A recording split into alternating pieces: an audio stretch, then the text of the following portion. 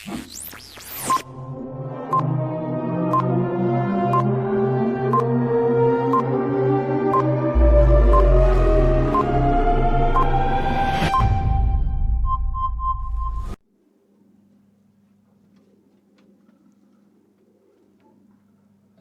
warahmatullahi wabarakatuh. Bagaimana kabar kalian anak-anak? Apakah sehat semuanya? Terus, sebelum kita belajar, kita berdoa dulu. Coba ketua kelas pimpin doanya. Anak-anak sekalian, apakah hari ini hadir semua? Pak absen dulu ya. Alhamdulillah, Akmal, Yesi, alhamdulillah, kita hari ini ada semua. Anak-anak sekalian, setiap hari kalian mendengar istilah ekonomi. Jadi, apa sih ilmu ekonomi itu? Nah, untuk hari ini kita akan mempelajari tentang konsep dasar ilmu ekonomi. Adapun tujuan pembelajaran hari ini adalah: yang pertama, siswa diharapkan mampu memahami pengertian ilmu ekonomi. Yang kedua, dapat mengidentifikasi masalah ekonomi. Yang ketiga, menentukan pilihan tepat. Dan yang empat, menjelaskan manfaat, biaya, peluang, dan membuat skala prioritas. Anak-anak sekalian, di pagi hari, malam dan hari, setiap orang selalu melakukan aktivitas ekonomi seperti menjual emas, menjual nasi dan lain-lain. Dapat diartikan adalah kata ekonomi berasal dari bahasa Yunani yang artinya adalah ekonomia atau ekonomos, yang artinya aturan rumah tangga. Dalam menjalankan kehidupan, rumah tangga berusaha memenuhi kebutuhan dengan alat, barang, jasa, dan jasa. Oleh karena itu, ilmu ekonomi dapat kita definisikan adalah ilmu yang mempelajari tentang upaya manusia dalam memenuhi kebutuhan yang tidak terbatas dengan alat pemuas berupa barang dan jasa yang terbatas. Anak sekalian, kebutuhan manusia itu berbeda-beda. Jadi, apa saja kebutuhan manusia itu? Yang pertama, kebutuhan itu dikelompokkan menjadi berbagai macam. Yang pertama, kebutuhan berdasarkan intensitasnya. Berdasarkan identitasnya terbagi menjadi dua. Yang pertama, kebutuhan primer, yaitu kebutuhan yang harus kita penuhi demi kelangsungan hidup kita. Contohnya itu makan dan minum, pakaian, tempat tinggal. Dan kebutuhan sekunder. Kebutuhan sekunder adalah kebutuhan yang harus kita penuhi setelah kebutuhan primer, yaitu seperti kendaraan. Yang ketiga adalah kebutuhan tersier, yaitu kebutuhan yang bisa dikatakan kebutuhan mewah yang terpenuhi setelah kebutuhan primer dan sekunder, yaitu mobil mewah. Selanjutnya berdasarkan subjek yang membutuhkan. Berdasarkan subjek kebutuhan terbagi menjadi kebutuhan individu, yaitu kebutuhan yang bersifat individu seperti kebutuhan belajar akan buku. Yang kedua, kebutuhan umum, kebutuhan yang berhubungan dengan masyarakat luas, disebut juga kebutuhan sosial, yaitu jalan raya dan jaringan listrik. Yang ketiga adalah berdasarkan waktu. Di dalam berdasarkan waktu ini, kebutuhan itu terbagi menjadi dua, kebutuhan sekarang dan kebutuhan masa mendatang. Kebutuhan yang sekarang adalah kebutuhan dapat ditunda pemenuhannya dan harus dilakukan saat ini. Contohnya adalah orang sakit harus segera berobat untuk dirawat ke rumah sakit. Sedangkan kebutuhan masa depan, kebutuhan dirancang untuk direncanakan terpenuhi di masa depan. Contohnya, orang tua menabung untuk biaya kuliah anaknya. Di sini adanya perbedaan antara kebutuhan sekarang dan kebutuhan masa datang. Selanjutnya, kebutuhan berdasarkan sifat pemenuhan kebutuhan. Jadi, kebutuhan berdasarkan sifat ini terbagi menjadi dua. Yang pertama, kebutuhan jasmani, kebutuhan yang berhubungan dengan tubuh manusia. Contohnya itu makan dan obat-obatan. Sedangkan kebutuhan rohani adalah kebutuhan yang berhubungan dengan kejiwaan seseorang. Contohnya itu adalah pelatihan, keahlian kerja, dan pengajian. Jadi, tadi udah Bapak jelaskan tentang macam-macam pembunuhan. Selanjutnya adalah alat pemuas kebutuhan. Jadi alat pemuas kebutuhan ini adalah terbatas. Alat pemuas kebutuhan ini terbagi menjadi dua. Yang pertama, barang dan jasa. Barang dan jasa dikelompokkan ke dalam berbagai jenis. Yang pertama, berdasarkan cara perolehnya, yaitu barang ekonomi, barang yang didapat dengan cara mengembangkan sesuatu untuk mendapatkannya.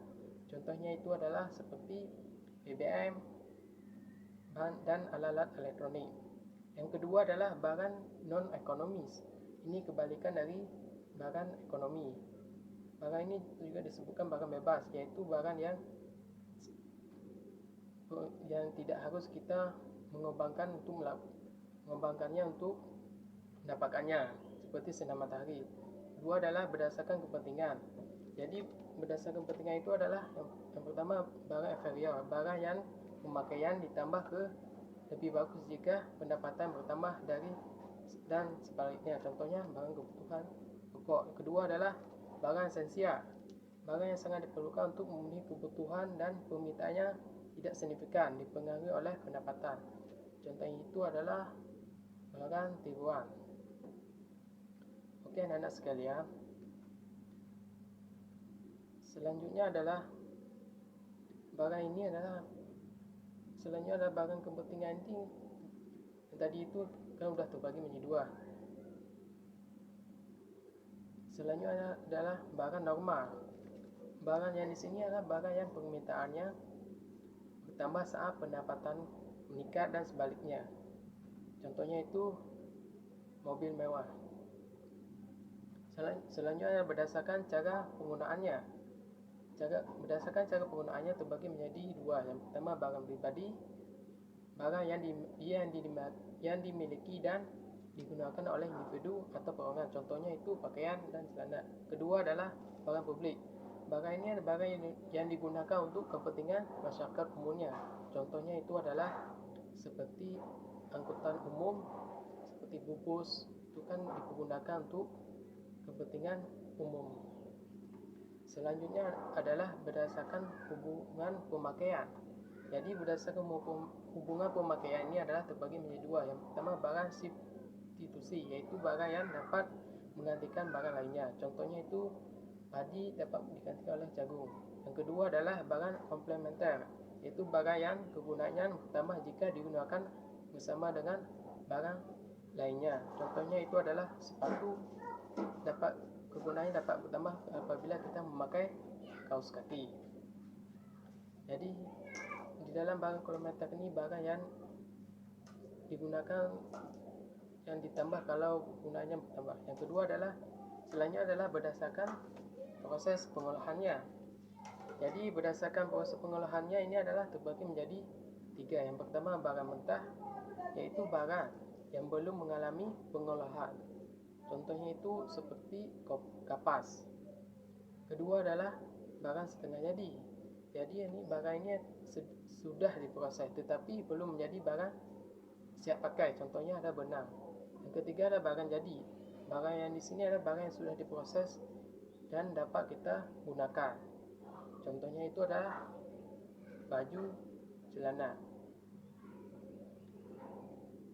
Anak-anak sekalian, apakah ada pertanyaan?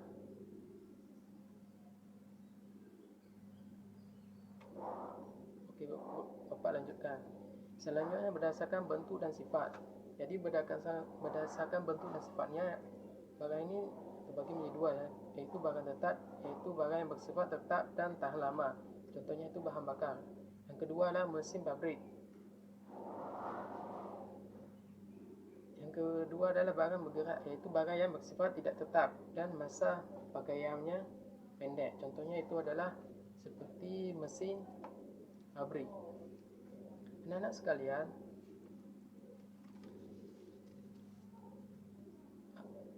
sampai ke sini, apakah ada pertanyaan lagi? Apakah ada yang belum jelas? Oke. Anak-anak sekalian, sudah Bapak jelaskan di kebutuhan kita yang tidak terbatas dan alat pemuas kita yang terbatas. Keterbatasan sumber daya untuk memenuhi kebutuhan kita itu, contohnya itu adalah tempat bermain untuk anak-anak di kota-kota besar. Selanjutnya adalah apa sih penyebab dari kelangkaan tersebut? Siapa yang bisa tahu? Zaki? Benar sekali. Bagus. Jadi penyebab kelangkaan itu yang pertama adalah keterbatasan benda pemuas kebutuhan di alam. Dan yang kedua adalah kerusakan sumber daya alam akibat ulah manusia. Selanjutnya adalah keterbatasan kemampuan kita dalam mengelola sumber daya ekonomi yang ada. Selanjutnya adalah peningkatan kebutuhan yang kita lebih cepat dibandingkan penyediaan sarana pemuas kebutuhan kita. Jadi di sini artinya adalah peningkatan kebutuhan kita lebih cepat dibandingkan penyediaan sarana pemuas kebutuhan kita.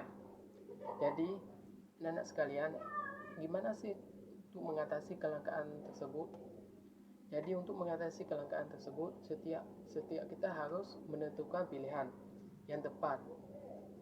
Untuk mengatasi kelangkaan itu kita harus menentukan pilihan yang tepat dan menguntungkan. Jadi bagaimana cara menentukan pilihan tersebut? Ada yang bisa jawab? Benar sekali. Tepuk tangan untuk kita.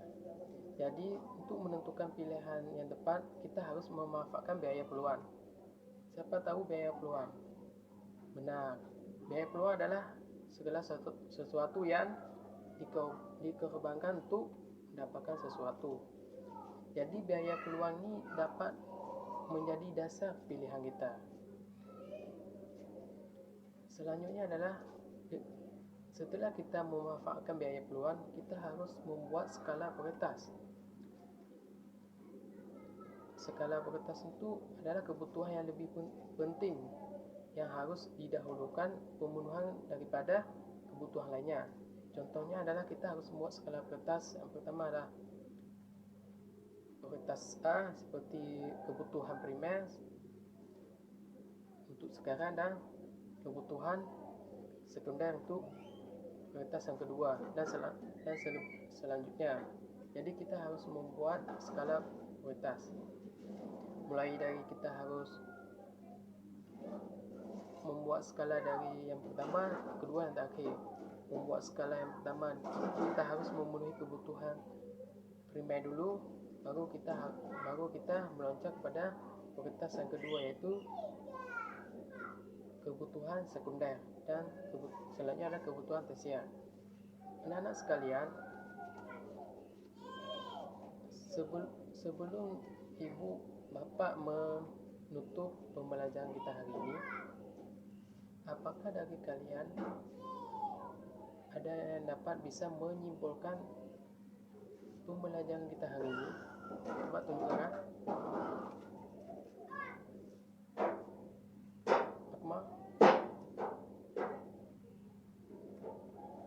Bagus. Ada lain? Isi? Bagus. Semua jawaban anak-anak sekalian bagus dan baik-baik semuanya. Jadi anak-anak, kesimpulan kita hari ini adalah ilmu ekonomi adalah ilmu yang mempelajari tentang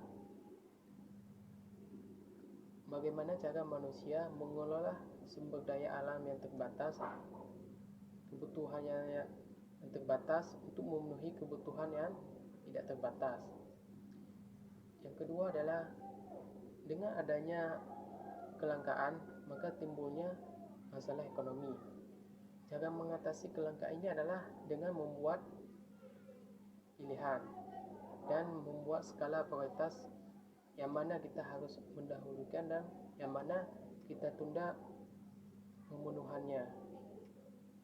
Sekian pembelajaran kita hari ini. Bapak akhiri, dan untuk minggu depan coba kalian belajar tentang pendapatan nasional.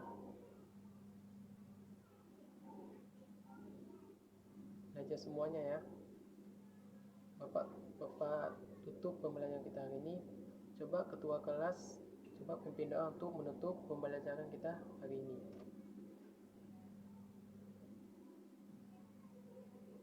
Sekian dari Bapak. Wassalamualaikum warahmatullahi wabarakatuh.